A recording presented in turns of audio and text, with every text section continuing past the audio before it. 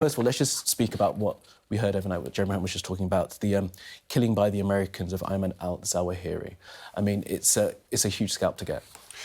Yes, and it shows that people who have waged acts of war against the United States will not be able to retire peacefully to their beds, that the United States is rightly going after people who have created, led to, orchestrated mass murder in the United States and around the world. Now, do you think that the West then was naive or foolish to believe that the Taliban wouldn't end up harbouring terrorists? Well, I think that terrorists have been in Afghanistan throughout this period and that they didn't suddenly all disappear. It was one of the promises made, wasn't it? It's just a question of whether we've been able to track them down and that we know the areas in which they have been. And so I don't think it's a great surprise that a terrorist has been found in Afghanistan, nor would have it been a surprise if terrorists had been found in Afghanistan a year ago. Were you slightly surprised that they were found in central Kabul? I mean, obviously bin Laden was in the border regions, that's where we think that many of them hide. In the capital? Well, the Taliban has not been the most aggressive suppressor of terrorism, has it? So I don't think you should be surprised by this. But it's had a benefit, hasn't it? Because the Americans have been able to track him down and find him, which may have been more difficult if he'd been hiding in a more remote area. I mean, how does this affect any potential engagement with that government that's running Afghanistan right now, do you think? Well, it's difficult engaging with that government anyway, as we know, and that's been an issue in terms of providing financing for that government and the problems that people are having in Afghanistan, the very serious shortages that there are there. And the Taliban government is not a friend of the West, to put it at its mildest. I think that's one way of putting it, of course. Let's move on to the domestic politics now. As I said, you are a backer of Liz Truss. You will have watched the hustings last night. Well, no, because I was actually doing a different debate on behalf of Liz for the Bristol and South Gloucestershire Conservative Associations. And what was the argument you were making for people to back her? Well, the 3 points, really. One is that Liz is best placed economically, that she has the right policies that will help the economy grow and tackle inflation. Secondly, that she's a fully committed Brexiteer, that she may have supported Remain in 2016, but she's been one of the Cabinet Ministers most supporting me in my Brexit Opportunities role. And third, that she's shown leadership by support she's shown for Boris Johnson over Ukraine, but also her loyalty to Boris Johnson. Now, you know that one of her own economic advisors is concerned that her economic policies could put interest rates up 7%. Well, I think that misunderstands what Patrick Minford has said, actually. I think that the Independent Bank of England will set interest rates, and we have a serious inflationary problem, and interest rates have been going up. And if you look at what's happened in the United States, interest rates have gone up much faster in the United States. That is something done independently by the Bank of England since 1997, when Gordon Brown gave them that independence. What the government has to do is to make sure that fiscal policy both works against inflation and helps the economy to grow. And that's the difficult thing to do, because you need to keep expenditure under control, and plans have been announced as how to do that. But you also need to take the burden off people so that they keep more of their own money to help them through the cost of living crisis. And then you need the third thing, which Liz has been strongly advocating, which are the supply-side reforms that make the economy more efficient. Yeah, I mean, those tax-cutting plans are one thing, and of course you will support her moves to do that. But this idea of kind of borrowing, of betting on this £30 billion headroom, as fancy economics been described by some may describe it differently. If you're going to talk about fairy tale economics, I think suggesting that there will be income tax cuts many, many years into the future is the finest fantasy, because who said that? Mr. Sunak, I believe. Because actually you will remember that both Peel and Gladstone said that income tax was itself a temporary measure, which they had a plan to remove in the mid-19th century. So making suggestions that tax will be cut in years to come is the greatest fairy tale. But when you take the borrowing figures, you've got to remember that the OBR's figure for 2021-22 was out by £106 billion. The OBR thought borrowing would be £106 billion more than it was. So the fantasy has been with the forecasters. And what we need is to get the theory of economic policy right and then apply it. And that involves taking burdens off people. Are you completely happy with this idea of borrowing? It doesn't seem to me like, as a true Conservative as you are, you would be very happy with the state borrowing all of this money against an economic outlook, if I can finish, an economic outlook that we're not certain about with this ongoing war in Ukraine. Governments almost always borrow. The years in which the government actually pays back debt are very few and far between. What you're talking about is the level of borrowing, and is it proportionate?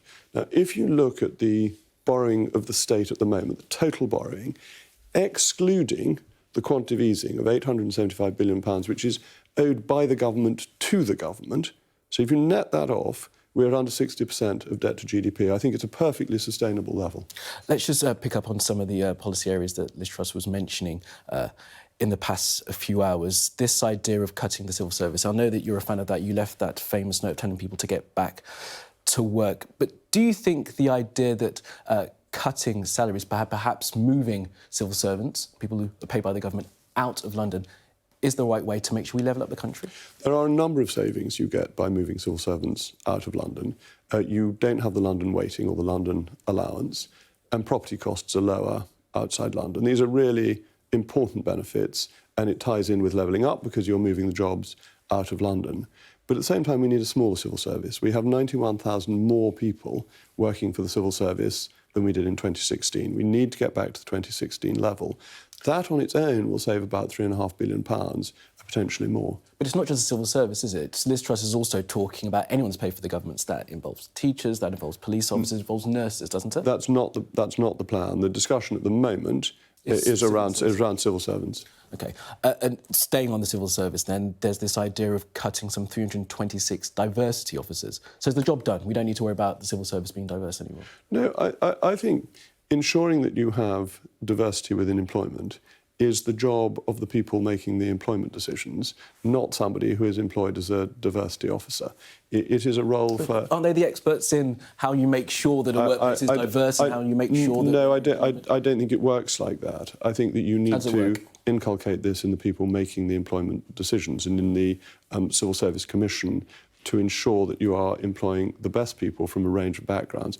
Actually, levelling up is crucial in this and moving jobs out of London because you're then opening it up to people living all over the country rather than a very narrow London focus. So I think it's an important saving. And some of the nonsense that we've been getting, we had a training programme called Check Yo Privilege. Now, what on earth is that? Why is checking your privilege, I think, is... Why is the civil service wasting people's time with a course that doesn't help people do their jobs better? What do we want from the civil service? We want people to get their passports on time. We want people to get their driving licence on time. We want the probate service to work, all of which have had problems in the last few months. We also want it to be a workplace where people who are from different backgrounds, from diverse backgrounds, feel comfortable to work and won't feel like they are being... And that stigmatised by their colleagues. That isn't a job you give to somebody and you lock away in a private room to cogitate about it. That is something that you have in the fundamentals of it, in the people who are making the employment decisions. You're not going to get very far if you cut all the diversity officers who are working towards that, though, are you? Yes, because I don't believe they're doing anything useful. I don't believe they're adding to the diversity of the civil service. It's a job creation scheme created by the woke for the woke. Mr. Rees-Mogg, I don't think that is entirely fair about all those diversity officers. I think that many of them are trying to achieve the best that they can to bring in... I think they would be much better employed getting people the public services that they need. Let's just bring up another little clip from last night's hosting. You said you didn't pay attention because you were doing something else, but this is what Liz Truss said about Nicola Sturgeon. I think we can play it. I feel like I'm a child of the union, that I really believe we are a family and we're better together. And I think the best thing to do with Nicola Sturgeon is ignore her. I think she's... I'm